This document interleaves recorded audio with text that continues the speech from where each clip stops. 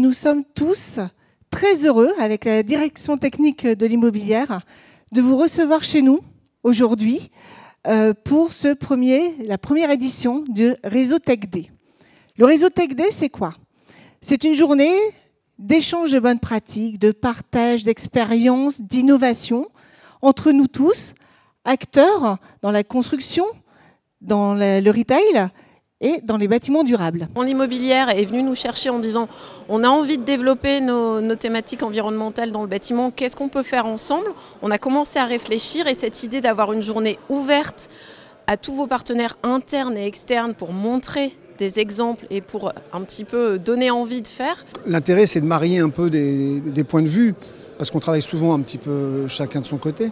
Ravi, parce que moi je ne suis pas technicien de base, et donc j'avoue que je me suis dit j'arrive dans un domaine d'expertise, mais soucieux d'être là parce qu'on cherche à construire nos bâtiments durablement. Alors moi, ce que j'ai beaucoup aimé, c'est la diversité des sujets. En fait, ce qui ressort de cette matinée, c'est qu'on est en train de faire une révolution de tous les côtés. On se rend compte qu'il y a beaucoup d'outils pour essayer de construire durablement, donc je suis ravi de ça.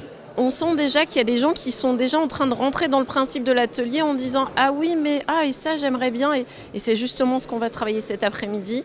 Ouvrir la parole, permettre d'échanger. C'est bien de pouvoir échanger aujourd'hui sur les enveloppes de bâtiments, d'aller plus dans le détail sur une thématique. Donc j'ai hâte d'être à cet après-midi. Ce que j'espère, c'est qu'avec ce temps d'échange privilégié, on va pouvoir rentrer plus dans des sujets concrets, se mettre à la place des problèmes rencontrés par les différents participants aujourd'hui. Et aussi de pouvoir faire aussi un réseau pour discuter des bonnes pratiques à adopter dans chacune de nos entreprises. Il y a des pistes en tout cas qu'on avait déjà prévues sur l'électrodépôt comme Coolroof par exemple, mais l'isolation par exemple de la paille, la géothermie, il y a des choses à faire et à creuser en tout cas chez nous aussi. Je pense que dans tous ces sujets, l'important c'est de tester, d'éprouver, d'évaluer, et donc si possible avec tous les gens qui participent autour du CD2E et de Kingfisher, ce serait l'idéal pour éprouver ces solutions.